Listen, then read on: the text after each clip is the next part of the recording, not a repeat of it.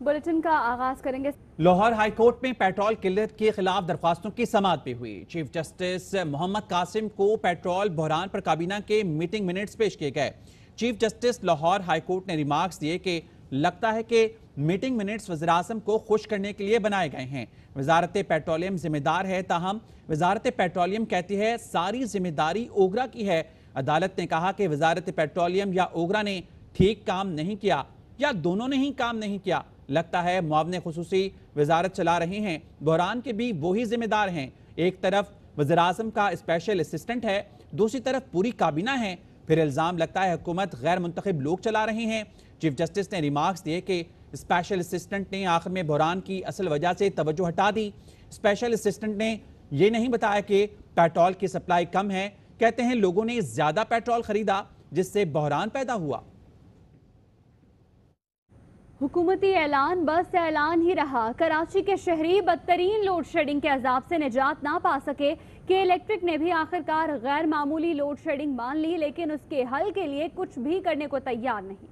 पाकिस्तान तहरीक इंसाफ के MNA आमिर लियाकत ने tweet में कहा है कि मैं एतराफ़ करता हूं मैं कराची का एक बेबस MNA हूं। अपने शहर के लोगों को बिजली फराहम करवाने से कासिर हूं। मुझसे कराची और बिलखुसूस अपने हल्के के लोगों का तड़पना, सिसकना और मुनिस अलवी के झूठ बर्दाश्त नहीं। वज़ीर आज़म से वक्त मांगा है, उनसे मिलकर इस्तीफा दूंगा। वज़ीर आज़म की ज़ेरे सदारत काबीना एनर्जी कमेटी का इजलास आज होगा। इजलास में एक इलेक्ट्रिक के मामले पर तफसीली गौर होगा। ज़राए का कहना है कि इजलास में गैस सारिफीन से 73 अरब की वसूली के मामले पर भी गौर होगा।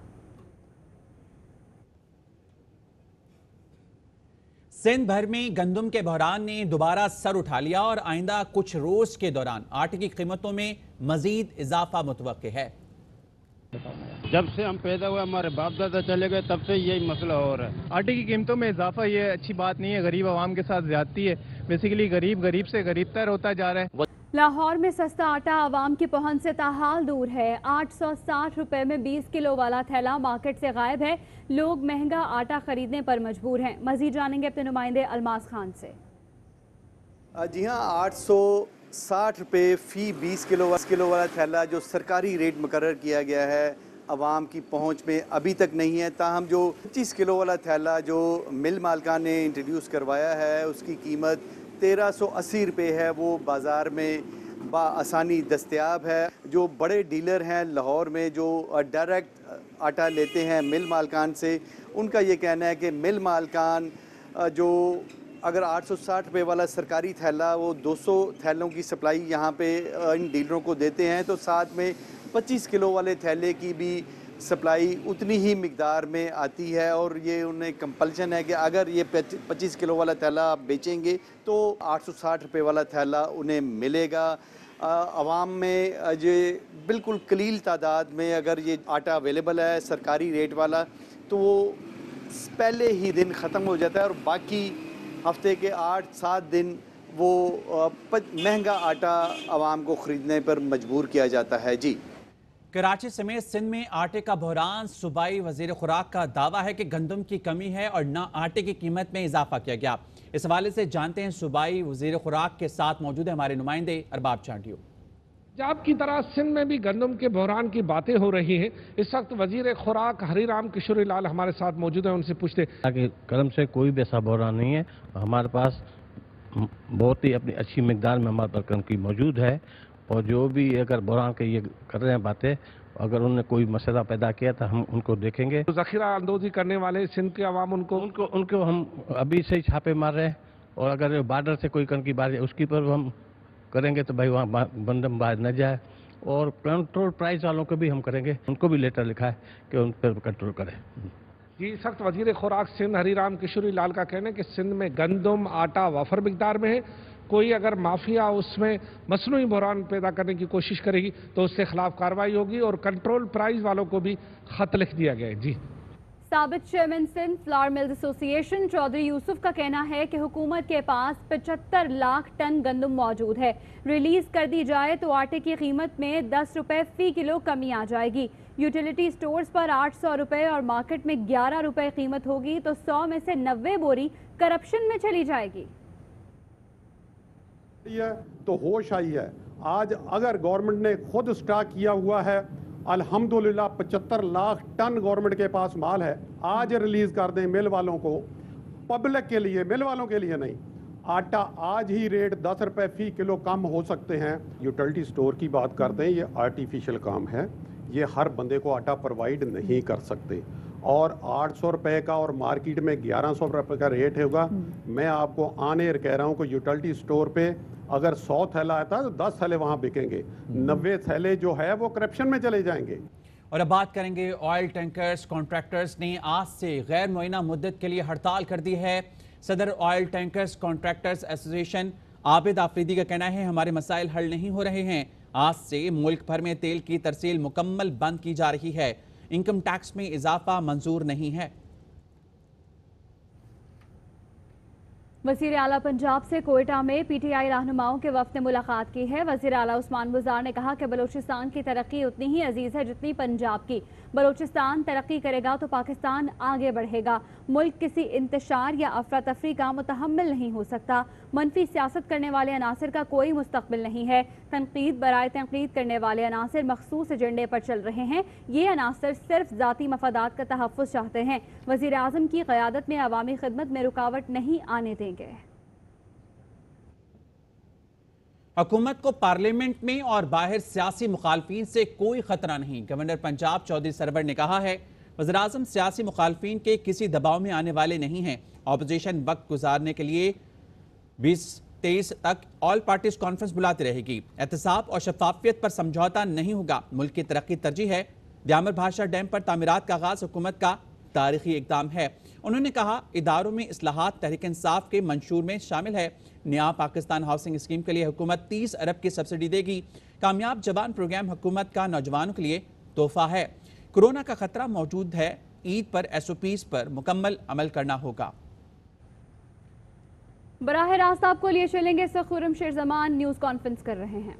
कितने आरओ प्लांट चल रहे हैं, तो जहां तक मेरी इंफॉर्मेशन है अंदाजन 90 से 95% आरओ प्लांट्स बंद पड़े हुए हैं, जिसका मतलब है कि 33 अरब रुपए सूबे सिंध की आवाम को सीधा पीपल्स पार्टी की हुकूमत ने टी दिया।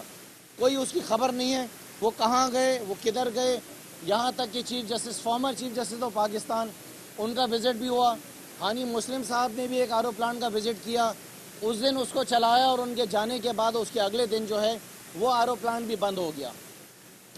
2-4 दिन पहले बिलावल जरदारी साहब जो हैं वो बड़ी तारीफ़ें कर रहे थे अपनी। तो मेरा उनसे भी सवाल है कि ज़रा अपने वालिद साहब से पूछें कि जो उन्होंने, उनके वालिद साहब ने, आसिफ अली जरदारी साहब ने एशिया का जो सबसे बड़ा आरओ प्लांट लगाया था उसका क्या हुआ। जरदारी साहब की इनाग्रेशन के कुछ दिनों के बाद वो एशिया का सबसे बड़ा आरओ प्लांट जो है वो भी बंद हो गया है।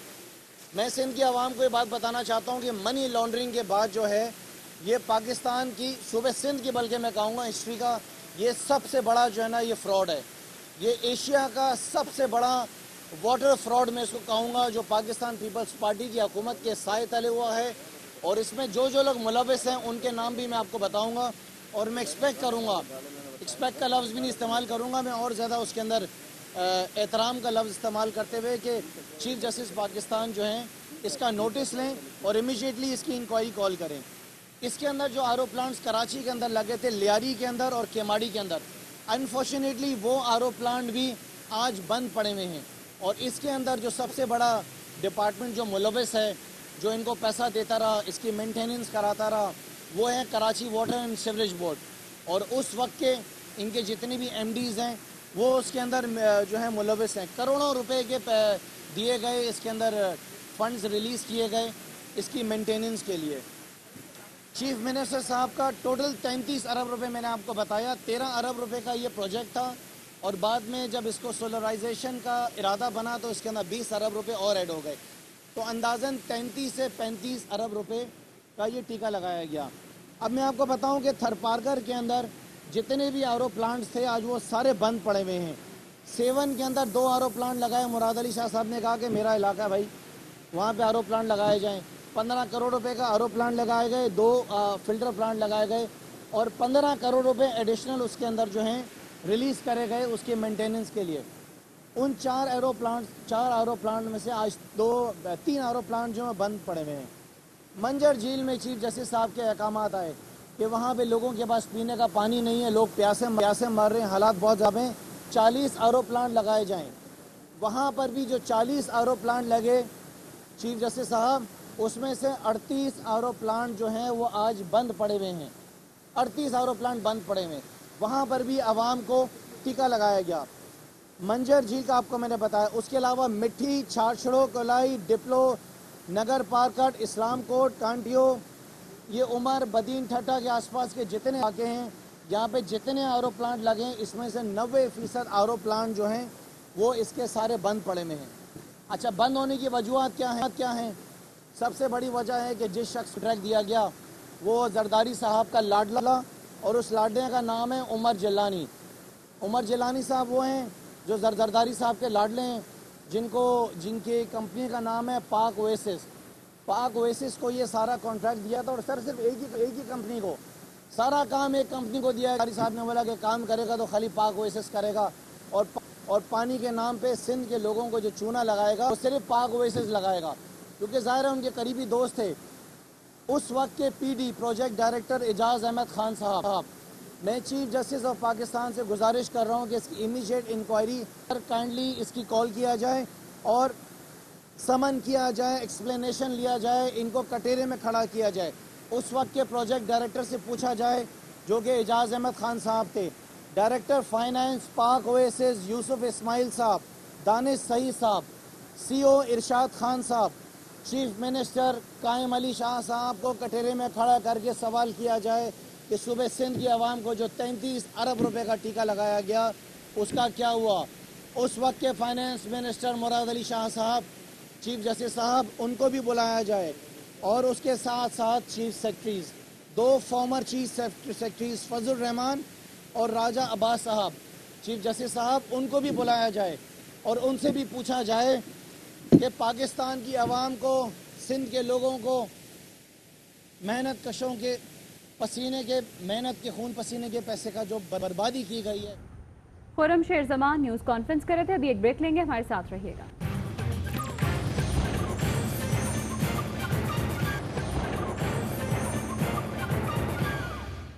Welcome back. बराह रास्त आपको लिए चलेंगे। इस वक्त कराची में हलीम आदिल शेख न्यूज़ कॉन्फ्रेंस कर रहे हैं। आप कहते थे, और आपके ये 2-4 जो मिरासी आपने बिठाए हुए होते हैं, ये कहते थे कि जी पीटीआईजी है। जब वो पुराने आईजी साहब होते थे वो कहते थे हमारे पास तो इख्तियार नहीं है, सिंध में पीटीआईजी है।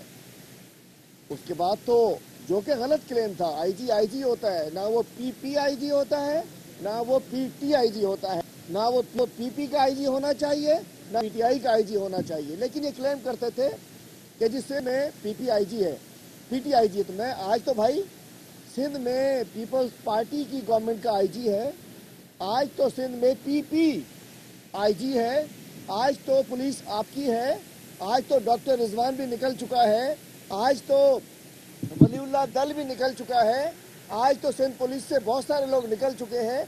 आपके अपने ब्लू आइड अफसरान बैठे हुए हैं। और कौन से अफसरान? जो एक उस शख्स को पीस अवार्ड देते हैं जिसके ऊपर सर की कीमत मुकर्रर की गई है। और आज सिंध में तकरीबन 25 के करीब डाकुओं के गिरोह हैं।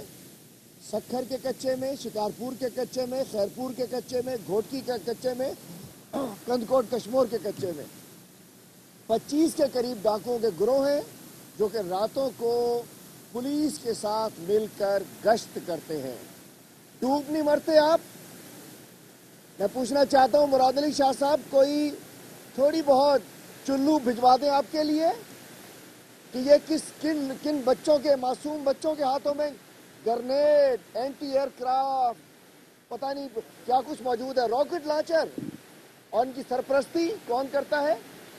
डॉक्टर रिजवान की रिपोर्ट में देख लीजिए कि इनकी सरपरस्ती कौन करता है।